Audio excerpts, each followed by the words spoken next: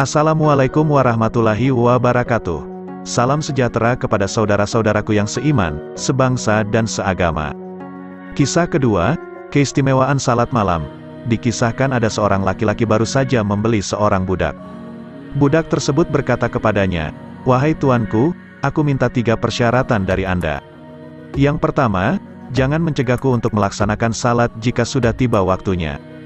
Kedua, Anda dapat menjadikanku sebagai budak hanya pada siang hari dan janganlah memerintahkanku pada malam hari. Ketiga, berikanlah aku sebuah rumah yang tidak boleh dimasuki kecuali oleh diriku sendiri." Tuannya menjawab, "Aku penuhi permintaanmu. Lihatlah rumah-rumah ini."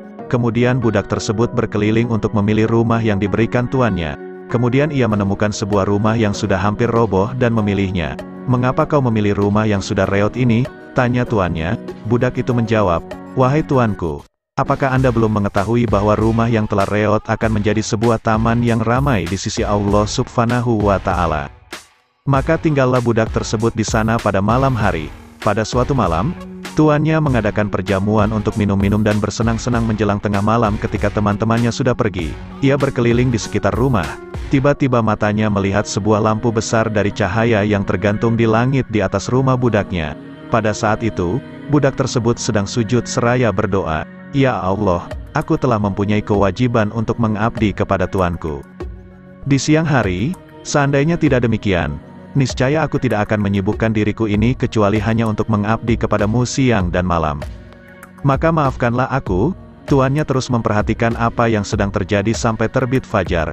Kemudian lampu tersebut naik dan atap rumahnya kembali rapat. Ia pun pulang dan menceritakan apa yang telah dilihatnya kepada istrinya. Pada malam berikutnya mereka berdua mendatangi rumah budak tersebut dan melihat peristiwa yang sama. Kemudian mereka memanggilnya dan berkata, "Kau aku bebaskan karena Allah Subhanahu wa Ta'ala, agar engkau dapat mengabdi kepadanya." Kemudian mereka berdua menceritakan segala sesuatu yang telah dilihatnya berupa keistimewaan yang telah diberikan oleh Allah Subhanahu wa Ta'ala kepadanya.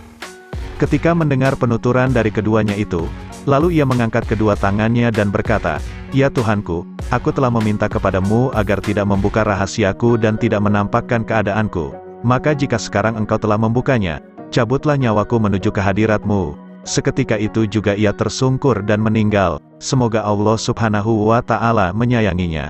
Wallahu a'lam bishawab.